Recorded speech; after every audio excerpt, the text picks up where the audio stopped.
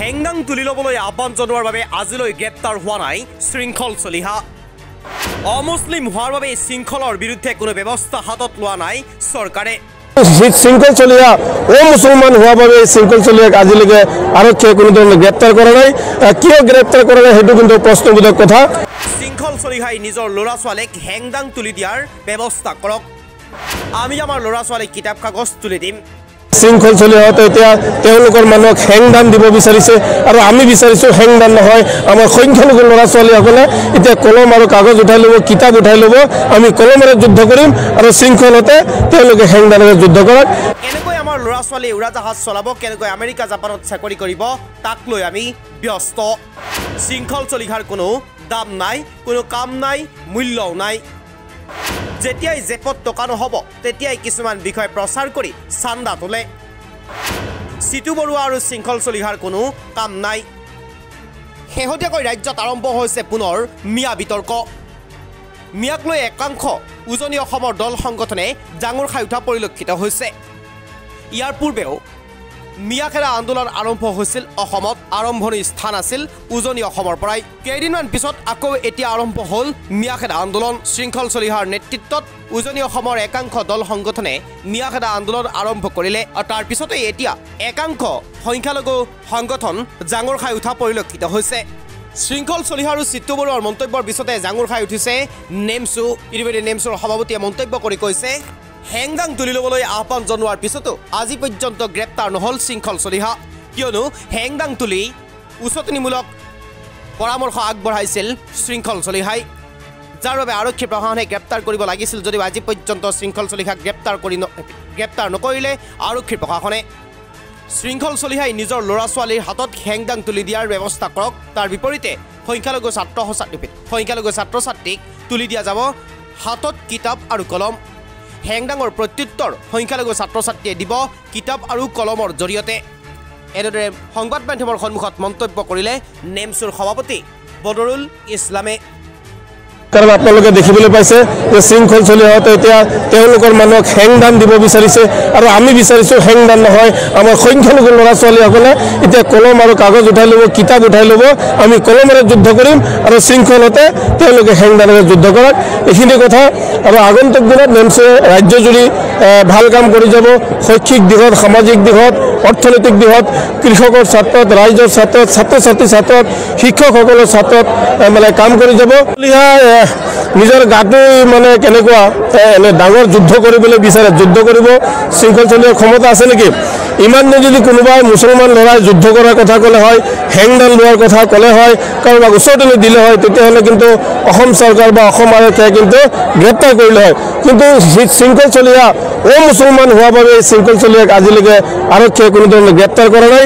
কিয় গ্ৰেপ্তাৰ কৰা নাই সেইটো কিন্তু প্ৰশ্নবোধক কথা। গতিকে শৃংখল চলিহা হাঁহি থাকে, কান্দি থাকে, শৃংখল চলিহা যুদ্ধ কৰি থাকক।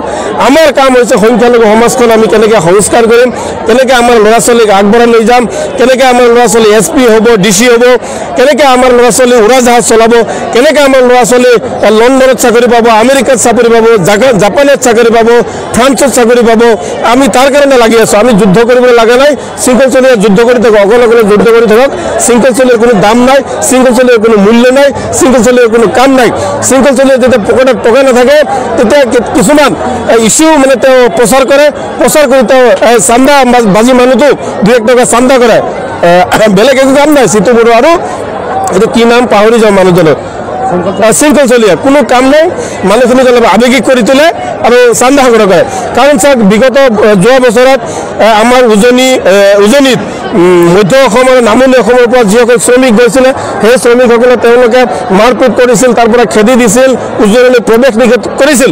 কিন্তু যেতিয়া দেখিলোঁ যে তেওঁলোকে কিছুমান ইটা ভাটাৰ মালিকৰ লগত বহিলে, ইটা ভাটাৰ মালিকৰ লগত তেওঁলোকৰ প্যাৰ হৈ গ'ল, প্ৰেম হৈ গ'ল, তাৰপিছত উজনি আৰু মধ্য অসমৰ যিসকল মিয়া শ্ৰমিক আছিল তেওঁলোক স্বদেশী হৈ গ'ল।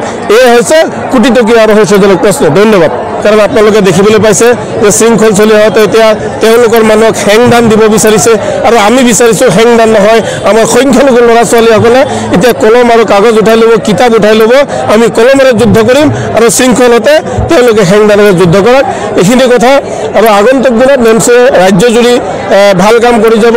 শৈক্ষিক দিশত, সামাজিক দিশত, অৰ্থনৈতিক দিশত কৃষকৰ স্বাৰ্থত ৰাইজৰ স্বাৰ্থত ছাত্ৰ ছাত্ৰীৰ স্বাৰ্থত শিক্ষকসকলৰ স্বাৰ্থত মানে কাম কৰি যাব নিজৰ গাটো মানে কেনেকুৱা এনে ডাঙৰ যুদ্ধ কৰিবলৈ বিচাৰে যুদ্ধ কৰিব শৃংখল চলিয়াৰ ক্ষমতা আছে নেকি ইমান যদি কোনোবাই মুছলমান ল'ৰাই যুদ্ধ কৰাৰ কথা ক'লে হয় হেংদান লোৱাৰ কথা ক'লে হয় কাৰোবাক ওচৰতে দিলে হয় তেতিয়াহ'লে কিন্তু অসম চৰকাৰ বা অসম আৰক্ষীয়ে কিন্তু গ্ৰেপ্তাৰ কৰিলে হয় কিন্তু শৃংখল চলিয়া মুছলমান হোৱাৰ বাবে শৃংখল চলিয়াক আজিলৈকে আৰক্ষীয়ে কোনো ধৰণৰ গ্ৰেপ্তাৰ কৰা নাই কিয় গ্ৰেপ্তাৰ কৰা নাই সেইটো কিন্তু প্ৰশ্নবোধক কথা গতিকে শৃংখল চলিয়া হাঁহি থাকে কান্দি থাকে শৃংখল চলিয়া যুদ্ধ কৰি থাকক আমাৰ কাম হৈছে সংখ্যালঘু সমাজখন আমি কেনেকৈ সংস্কাৰ কৰিম কেনেকৈ আমাৰ ল'ৰা ছোৱালীক আগবঢ়াই লৈ যাম কেনেকৈ আমাৰ ল'ৰা ছোৱালী SP হ'ব DC হ'ব কেনেকৈ আমাৰ ল'ৰা ছোৱালী উৰাজাহাজ চলাব কেনেকৈ আমাৰ ল'ৰা ছোৱালী লণ্ডনত চাকৰি পাব আমেৰিকাত চাকৰি পাব জাপানত চাকৰি পাব ফ্ৰান্সত চাকৰি পাব আমি তাৰ কাৰণে লাগি আছোঁ আমি যুদ্ধ কৰিবলৈ লগা নাই